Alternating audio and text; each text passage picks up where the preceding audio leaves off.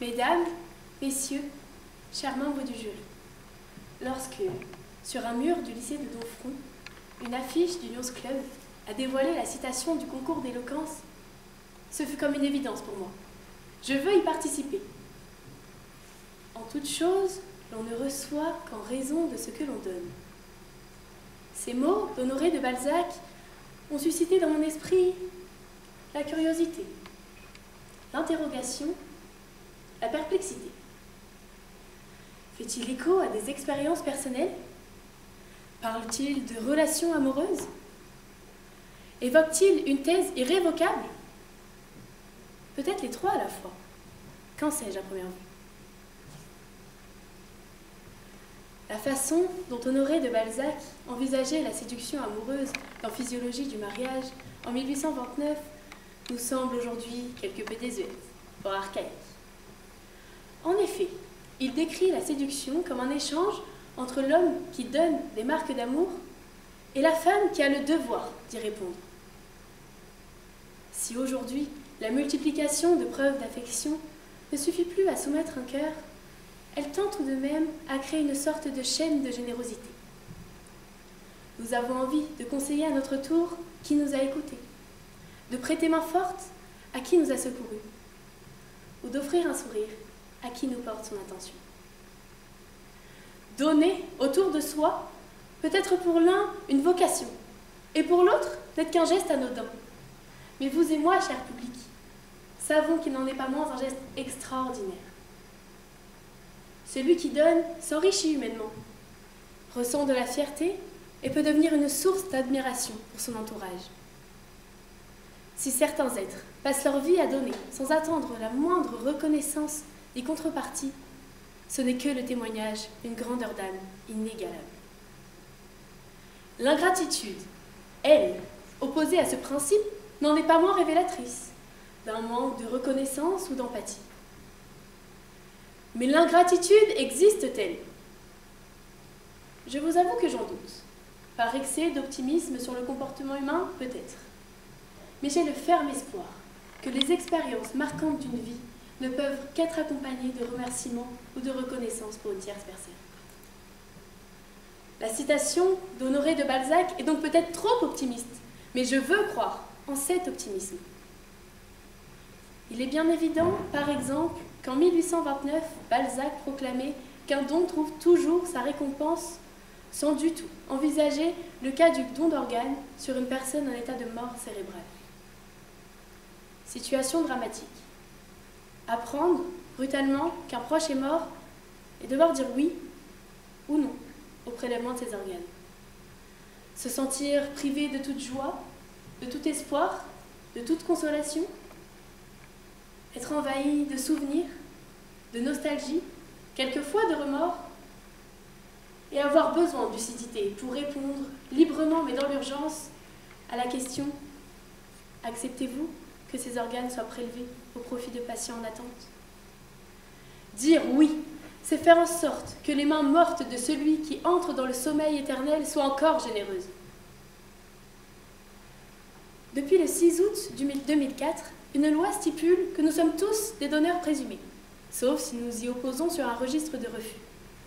Cette solidarité nationale vis-à-vis des dizaines de milliers de personnes en attente d'une greffe rend nos relations beaucoup plus humaines. Mais rendons-nous bien compte de ce que cela implique.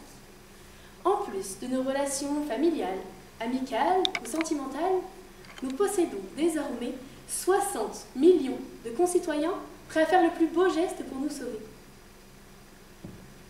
Lorsque des bénéficiaires d'une telle transplantation, comment croire en leur égoïsme et en leur indifférence? Non, ce n'est pas humainement possible.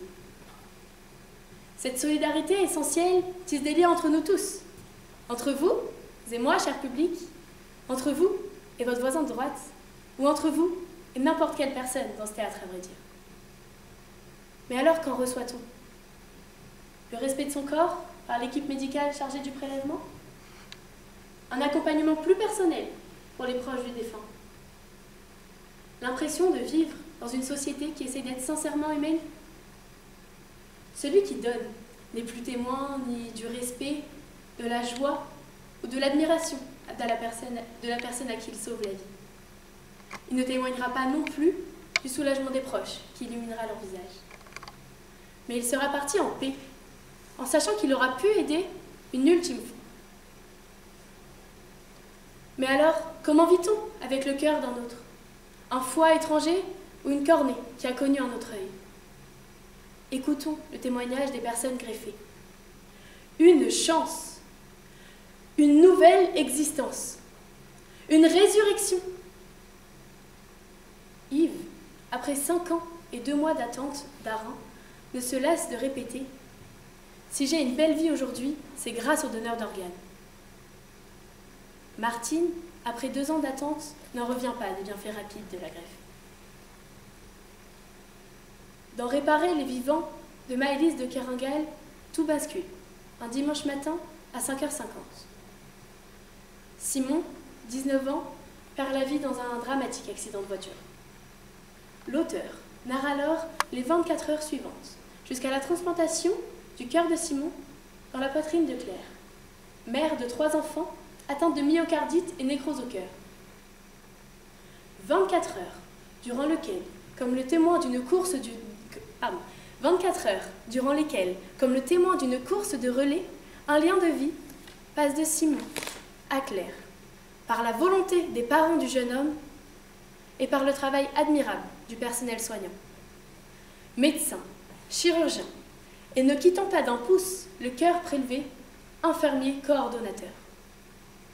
Les uns, bouleversés, doivent surmonter leur détresse. Les autres, mobilisés, savent que chaque minute et chaque détail compte. Et c'est ainsi qu'un cœur passe d'une poitrine à une autre. Et pour y mener, quelle nouvelle vie? Le cœur de Simon aura-t-il des réactions différentes dans le corps de Claire? S'emballera-t-il pour des raisons inhabituelles? Restera-t-il calme dans des situations où le cœur originel aurait réagi violemment? Nous n'avons pas la réponse à toutes ces interrogations, mais qu'importe. Une vie est sauvée grâce à ce don. La vie de famille de Claire et de ses 3 enfants va enfin pouvoir revenir à la normale. Simon n'aura pas reçu de la gratitude de son vivant, mais vous et moi, cher public, savons que sa silhouette indistincte, anonyme, suscite bien plus que de la gratitude chez la miraculée. En toute chose, l'on ne reçoit qu'en raison de ce que l'on donne. En êtes-vous bien sûr, monsieur Honoré de Balzac? Vous me semblez tout à la fois célébrer avec optimisme le règne de la gratitude et implicitement inviter à donner pour recevoir. Sur le premier point, je veux vous suivre. Je ne veux pas désespérer de mes semblables. Mais quant à donner pour recevoir, cette perspective me chagrine. Nous tous, donneurs présumés d'organes, sommes avant tout de purs altruistes. Et si, inspirés par Balzac et par mon discours, nous pouvions, au quotidien, créer cette chaîne de générosité dont je parlais tout à l'heure, notre vie serait plus agréable, plus spontanée, mais surtout plus belle. Je vous remercie.